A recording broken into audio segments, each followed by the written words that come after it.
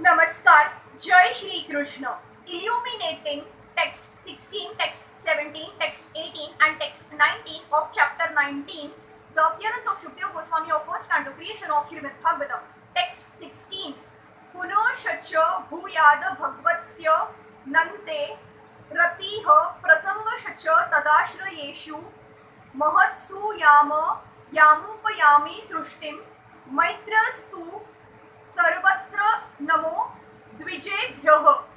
Again offering obeisances unto all you brahmanas, I pray that if I should again take my birth in the material world, I will have complete attachment to the unlimited Lord Krishna, association with his devotees and friendly relations with all living beings.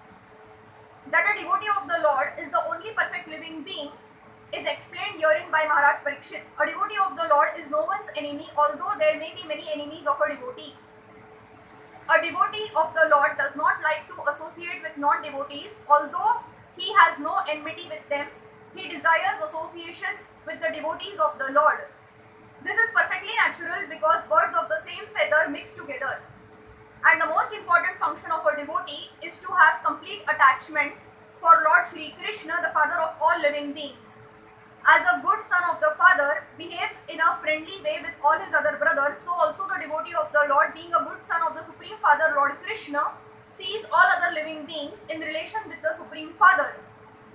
He tries to bring back the upstart sons of the Father to a saner stage and to get them to accept the Supreme Fatherhood of God. Maharaj Parikshit was certainly going back to Godhead, but even if he were not to go back, he prayed for a pattern of life which is the most perfect way in the material world. A pure devotee does not desire the company of a personality as great as Brahma, but he prefers the association of a petty living being, provided he is a devotee of the Lord. Text 17. Iti sma rajadhya vasaya yuktah prachina muleshu kusheshu dhirah udanmukho dakshina kula aste samudra patnyah swasutanya stabharah. In perfect self-control, Maharaj Parikshit sat down on a seat of straw with straw roots facing the east, placed on the southern bank of the Ganges, and he himself faced the north. Just previously, he had given charge of his kingdom over to his son. The river Ganges is celebrated as the wife of the sea.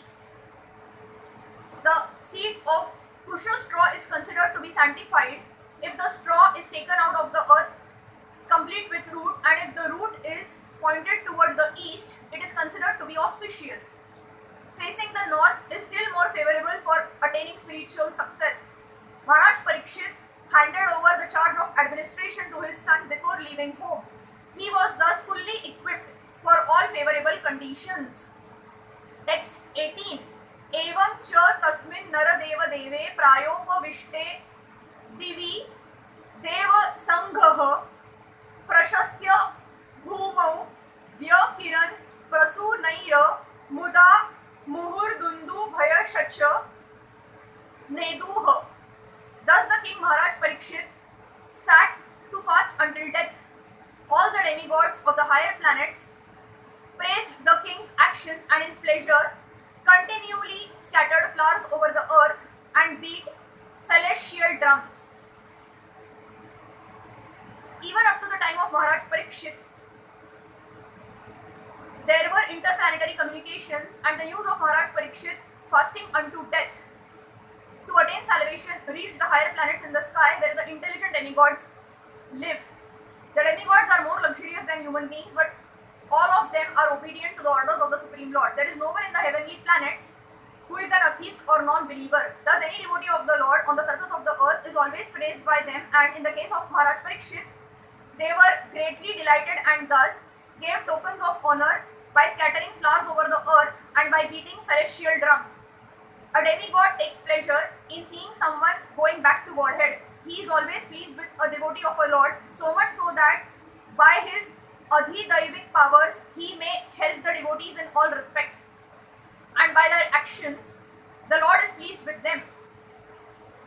There is an invisible chain of complete cooperation between the Lord, the demigods and the devotees devotee of the Lord on earth.